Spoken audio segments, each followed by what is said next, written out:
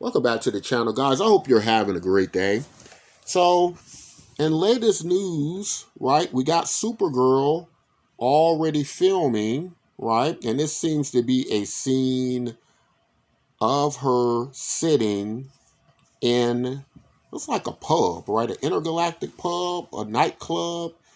This looks like something that the bounty hunter Lobo would find himself, right? The main man, right? Remember, he's supposed to be in the Supergirl film, and Supergirl is actually playing the Woman of Tomorrow version, where it's going to be kind of this intergalactic odyssey, right? So they're going to be, unlike the Superman film that she's going to be a part of, right?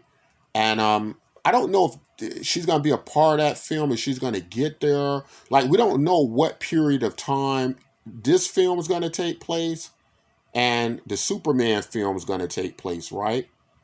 So when she shows up in that film, right, is this going to be a part of that film, or is this going to be something that happens when she was, or elements of this scene are going to be in the Superman trailer, or is she going to kind of just show up, after this period of time? Or is this a future, right? Or no, more likely to be, I'm sorry, according to the comments, it would have to have happened in the past, right, before she's with Superman on Earth, right? So that would be before she gets there. So, could it be something like she shows up in the Superman film and they kind of cut from that to this, kind of like how the Marvel films have done? Because according to the credits, her father, Zor-El, right? I believe that's her father's name, Zor-El, and her mother will be in the Superman movie as well, right? So that's all very interesting. A lot of people are optimistic about this movie. Some people even dare to say this movie might be better than Superman, right? I wouldn't go that far. I like Supergirl as it is linked towards the Superman story, right? But I've never went out on a limb to say, or I wouldn't go out on a limb to say that it will be better than the Superman movie. It will be different from the Superman movie, right? Because it is kind of, if you go by the comic books, a vengeance story, right? And so this could be a lot more grittier Superman. Also, when you take into consideration Kara, right? Kara storylines hasn't featured the same virtuous degree of Superman story, right? Superman is raised on Earth by human parents, right, with a great degree of sentiment to humankind.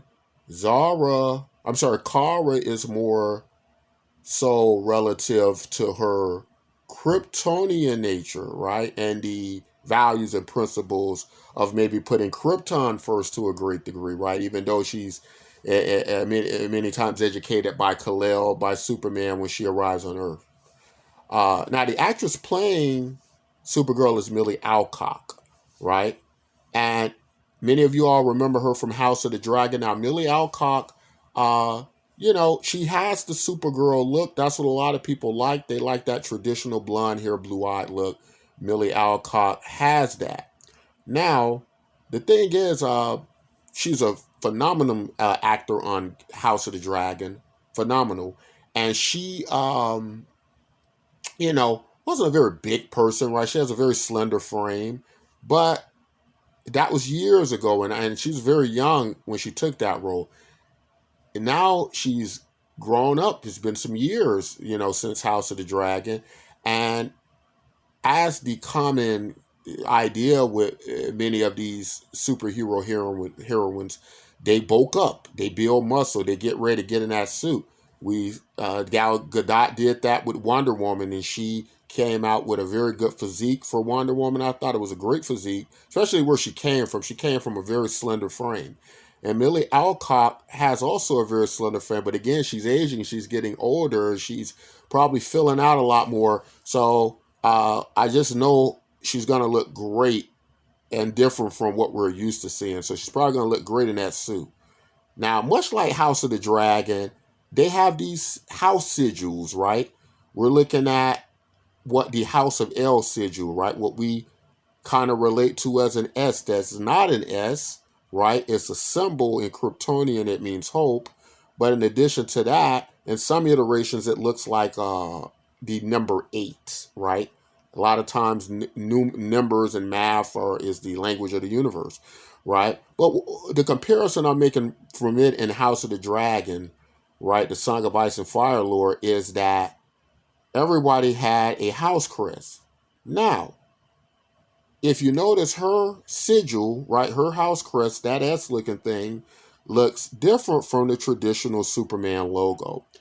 And that's all very interesting because the traditional Superman uh, logo looks a little bit more bright. It looks a little bit more hopeful, friendly.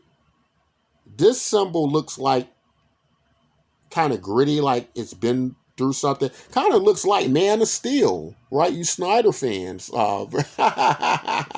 This is a darker version of the House of El family crest sigil.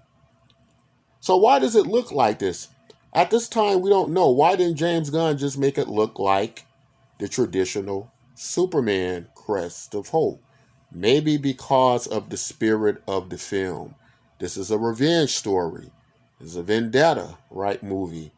Uh, you know, it's a Seven Samurai type film, right? And so in that way, uh, the image and the mood of the film might not be that version. This might be a kind of darker element story, right?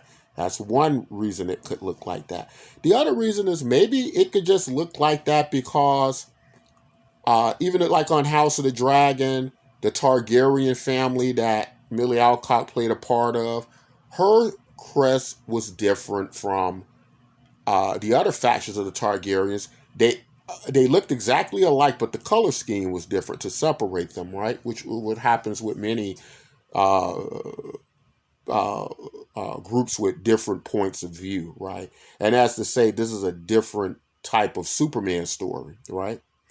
But maybe it's just also a Kryptonian thing, or could be in James Gunn's world where everybody who's a member of the House of El don't share all of the same design choices and ideas, right? Like Jor-El, his brother Zor-El, who was Kara's father, they might have different uh, distinctions, departments, ideas, uh, right? Philosophies. I don't know. But it could be so many reasons why this is different. But what is clear, it is a different Superman logo, right? It's very much Superman, but it is not like the logo in Superman Legacy that's coming up in July. Now, does that mean that they weren't both the same and maybe Kal-El changed it when he arrived on Earth? Maybe, right? It could mean that. Or it can mean so many other things, right? But all looking good, guys. Looking for, like I said, a lot of people are starting to say things like this might be better than Superman, and they're more excited about it than Superman. That's a weird thing, I think, for them. Well, it's not weird because some of them are a little bit skeptical about this Superman film. It's not weird. I'm excited about both of them, but I'm Superman all the way first. But I am looking very forward to what Millie Alcock does with this role, and I'm cheering her on. I'm gonna watch both of them. I'm excited to see both of them. But tell me, guys, what you all think. Why the change in the logo, in the Superman logo, Supergirl to Superman logo?